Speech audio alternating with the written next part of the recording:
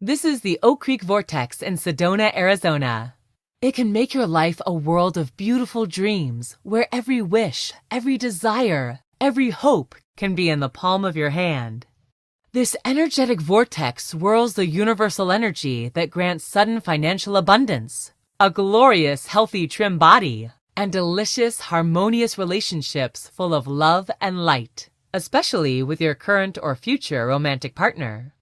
However, ignoring the properties of this little space in Sedona, Arizona, can have catastrophic consequences. If you visit this vortex and indulge in the dark, fearful, wretched emotions, you will get sick. You will lose your friends. You could even die. The energetic properties of this vortex are so magical, yet so scientific at the same time. Now, the good news is that the energy of this vortex is so lovely and uplifting that simply knowing its secrets will align you with the good, with the abundant, and bathe your being in healing spiritual light. Now, you might be wondering, how does this work? And what if I don't live anywhere near Sedona, Arizona? I wondered the same thing, and I'm happy to tell you this magical place can heal your life without you ever having to visit it.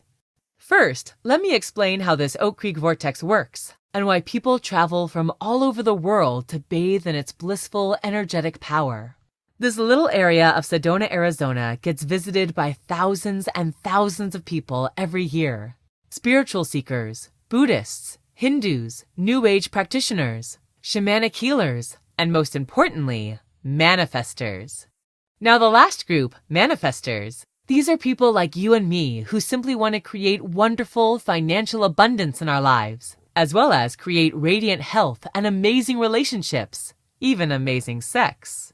This is an aspect of the vortex that a lot of people don't want to talk about. Some people feel like using this vortex to manifest things is wrong, like praying for a new car at church. They think this vortex is just for things like enlightenment, helping others, healing, peace, love, connecting to God.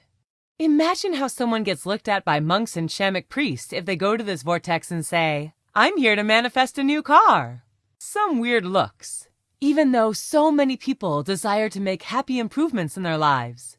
So because of that, the manifestation powers of this vortex have been long kept under wraps.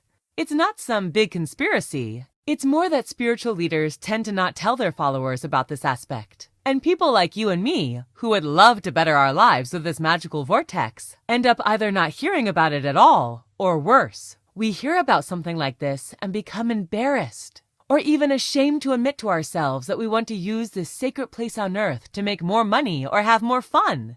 Well, today is the day that this changes.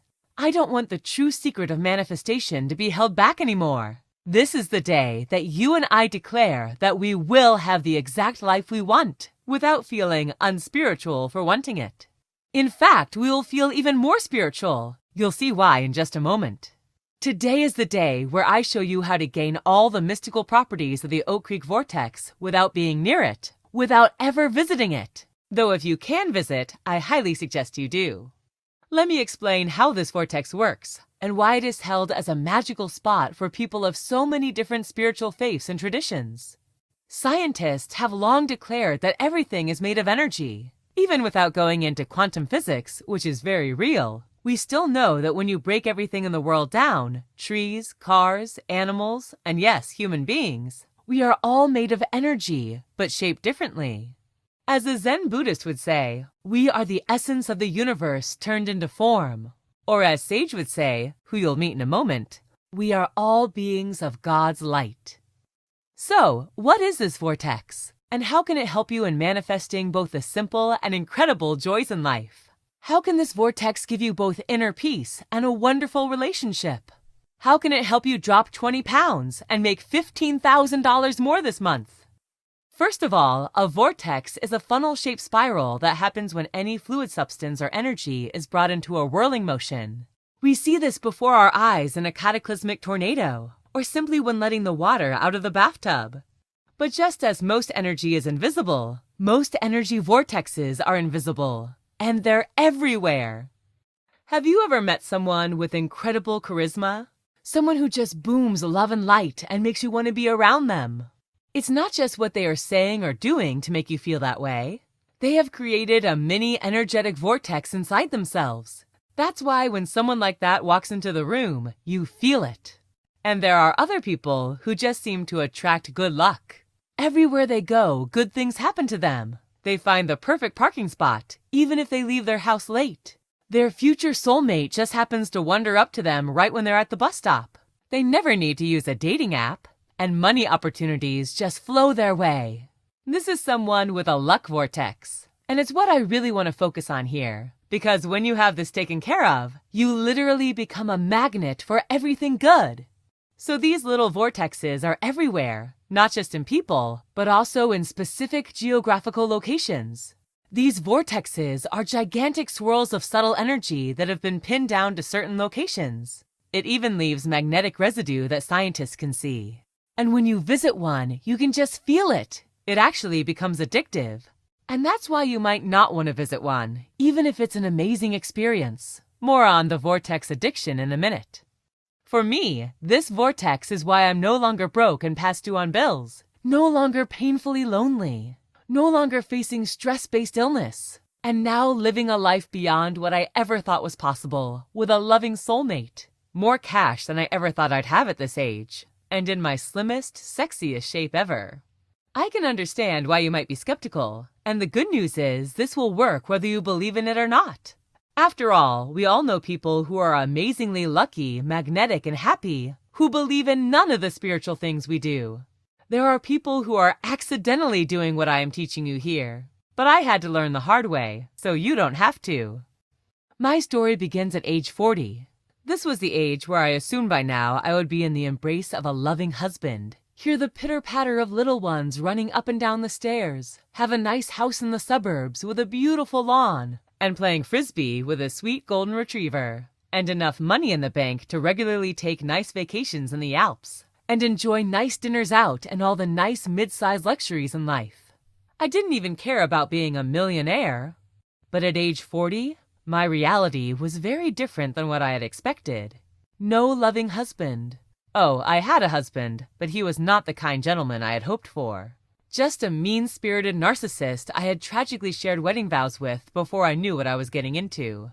No elegant, beautiful house. Just a crowded, dingy one-bedroom apartment where I couldn't get enough space to think. Stuck with a man who I didn't want to be with, and who probably didn't want to be with me either. No children, and no pregnancy in sight. This was especially scary as I felt my fertility steadily disappearing before my eyes with every month that passed, and a crushing mountain of debt that kept building up for both of us. At the time, I tried to tell myself, I just need to appreciate what I have. I just need to work harder. The nasty man sleeping next to me would be a king in shining armor if I just loved him enough, right? I could half fool myself as I tossed and turned in bed each night. But it wasn't until the little I had was ripped away from me that I realized how terrible my situation had become. My husband, no longer content to emotionally abuse me, began having affairs and not even hiding them. It started with the typical excuses of late work nights that didn't add up, but at some point, he just stopped even caring if I knew. Then he filed for divorce against me. Yes, I didn't even have the courage to do it myself. I kept hoping to work things out, that I could love him into treating me right. I found myself kicked out of our apartment, having to scramble funds together for a new place to live. It wasn't like divorce court could give me anything from his broken bank account, and I found myself getting sicker and sicker as the stress built up. I was already unhealthy before the divorce, but now with even less financial security, it was too much to bear. I took an extra job as a caterer to help make ends meet, and this was something I loathed. Watching all these happy, lucky, rich people dance and drink as I served them. My heated resentment would pile up at every event while I had to bury my feelings to not look rude to them. They had to all be lucky. Why did they deserve any of this? My bitter jealousy kept rising to the point where I was ready to quit, even though deep down I knew I had no right to resent any of them. I wanted to be one of them. At this point, at an event I was working at, I was even questioning if I wanted to live anymore, when I heard from behind me, "Oh my God, Bree, is that you?" I turned around and saw one of my best friends from high school, Sadie. "Hi, Sadie," I said. For a moment, I felt humiliated. In the 20 years since I had seen her, I had expected to be an entirely different person, but I was at my lowest point. She said, "Oh, my name is Sage now, no longer Sadie." I groaned. Just what I needed, another New Ager giving me happy quotes. But I was still relieved to see a familiar face since I had felt so alone lately. And she was clearly not looking down on me at all. She was looking at me with this bubble of light, caringness, and with more respect than I had given myself in years. So I loosened up and started to catch up with her. We ducked behind a corner as I started to share all the turmoil I'd been going through. My eyes started bawling as my mascara ran down my face. She took me to her hotel room so we could talk things out in privacy without me worrying about getting fired. After listening to me with the kindest eyes I had seen in ages, she said, "I want you to come with me to Sedona, Arizona." I said, "I can't afford a vacation now." She said, "This isn't a vacation. This is a healing. And honestly, it's exactly what you need right now." I cried more as I said, "I can't exactly afford a healing either." She said, "My treat." And as if she could feel me resist her offer, she added, "My friend backed out at the last minute, and she already paid for her ticket. Just come with me." We flew out the next day, and I already started to feel a little more hopeful. I had no idea what I had agreed to, but it felt right. This all started to feel synchronistic, as if fate had led me to connect with Sadie, now Sage, again. Once we got settled in, she took me to a secluded spot along the shores of Oak Creek. This was the Energy Vortex spot, a place where the subtle energies of life form an immersive whirlpool. Sage said to me, "We are so lucky it's not crowded. On some days you can see shamans, monks, and tons of tourists all over just for the vortex." Now was when I started second-guessing myself and felt my internal resistance ramping up. What the hell am I doing here? I don't even know this woman. Why did I come? Even if the trip is free, I could be working. This will set me more in the hole. My emotions started boiling up as I started muttering, "I never should have come," aloud. That's when Sage smiled kindly and said, "You're almost there. Just sit down at that spot, actually." She picked a rock right near the creek. I don't know why she picked that one, but that exact rock spoke to me as well. I begrudgingly sat down, when out of nowhere, a deep peace came inside me. I relaxed, breathed out, and it's as if the whole world went silent. I just sat there, breathing in and out. It was like a warm blanket of loving, divine energy surrounded me. The greatest feeling of peace and security I'd ever experienced. All my fears, worry, and anger completely vanished. That's when the tears came.